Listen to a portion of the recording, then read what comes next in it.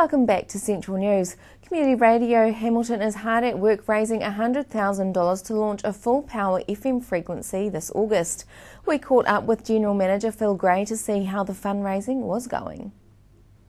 Phil, Community Radio Hamilton is on its way to launching a full-power frequency this year. Tell us about it. Well, we've been very lucky in that we were recently allocated the 89 FM frequency. It's a frequency that's existed in Hamilton for years, actually, since 1986, I think, held by the Waikato Students' Union for a long, long time, but that licence expired last year. So the government had to think about what they wanted to do with that licence. They created a new set of conditions for that licence, so new sort of criteria that applicants needed to meet, and a bunch of people applied for the use of that licence. We're very lucky to be chosen and allocated that frequency, so we've been busy since then trying to make it a reality for us. And what do you think set you apart from the other applicants in getting the frequency? I think the best fit, actually, the best fit for the new criteria. The licence was very clearly written by the authorities to be allocated to a not-for-profit community organisation, one with sound governance and management structure in place, but also one that provided broadcasting for the community in all the diversity that our community involves. So what community broadcasting is Community Radio Hamilton providing? Well, while our name is Community Radio Hamilton, we're actually what's called a community access radio station, and that's quite different to your regular kind of community stations around the country. There are 12 community access stations, and what sets us apart is that every one of them has a funding contract with the government through New Zealand On Air. So we're partly funded to do a very specific job, and that's about providing access to the airwaves, in our case, for minorities or unrepresented sectors of the community. And there's some priorities that are spelled out for us. So our job first and foremost is to give those little niche sectors of our community a place where they can come and actually be a part of the local media. And what niche sectors do we have here involved in Hamilton? Oh, many.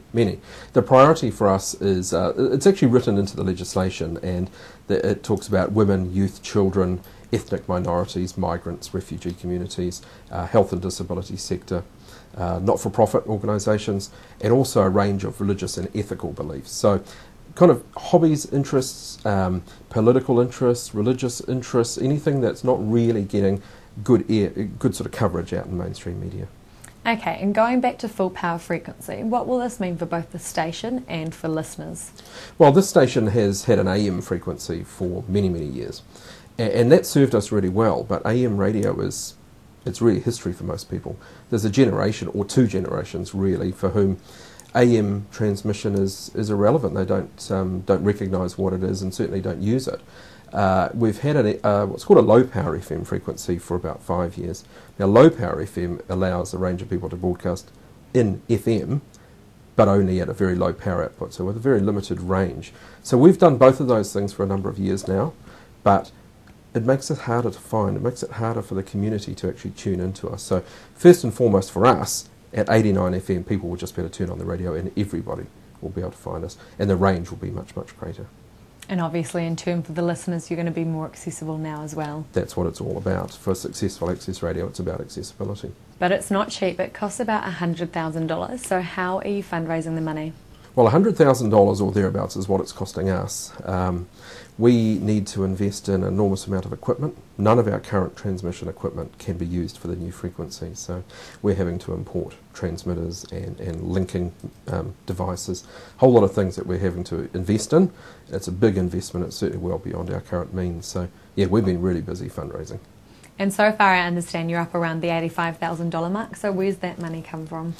Oh, a whole range of activities. Firstly, our own volunteer broadcasters have been really, really busy. We've been doing lots and lots of fundraising events, some really cool stuff. Just this weekend, just gone, we had an event called Buzz the Fuzz, where Councillor Dave McPherson and Constable Willie Cuthers got up on stage and got a head shaving, and in Dave's case, eyebrows and legs as well. So that was really successful for us and a really cool event. That was great. But largely, funding came from a range of local agencies who give out funding for projects. So DV Bryant, Trust Power, Trust Waikato, also some local businesses, SBS Bank, really supportive for us, and Fairfield Rotary were another one. So yeah, and plenty more.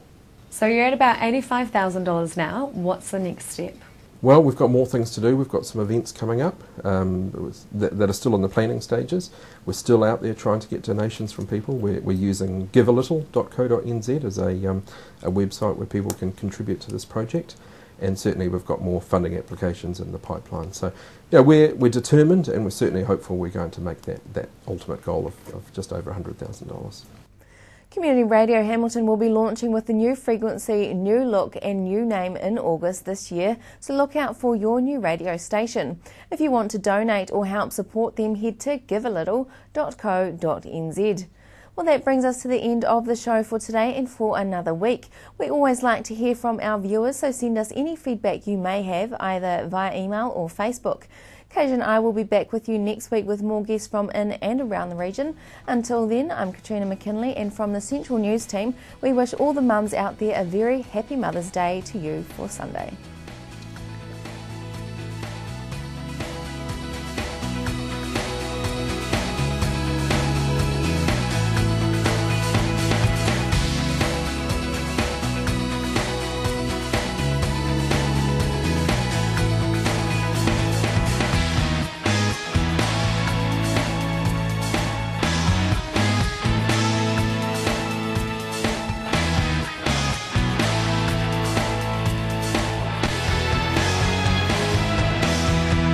This has been an Alpha Media production, a division of Television Media Group. Supporting local content so you can see more of New Zealand.